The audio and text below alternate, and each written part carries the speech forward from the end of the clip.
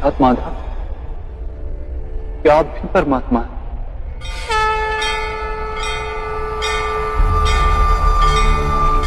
हाँ पार्थ, मैं परमात्मा।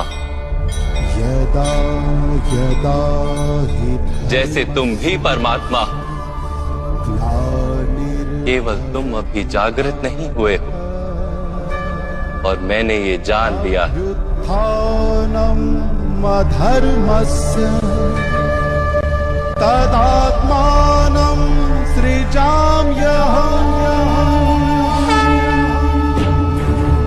माधव, आपके प्रति समर्पण ईश्वर के प्रति समर्पण क्यों नहीं है? अवश्य, मेरे प्रति समर्पण ही परमात्मा के प्रति समर्पण। सारे जगत का त्याग करके मेरी शरण में आ जाओ पार्थ।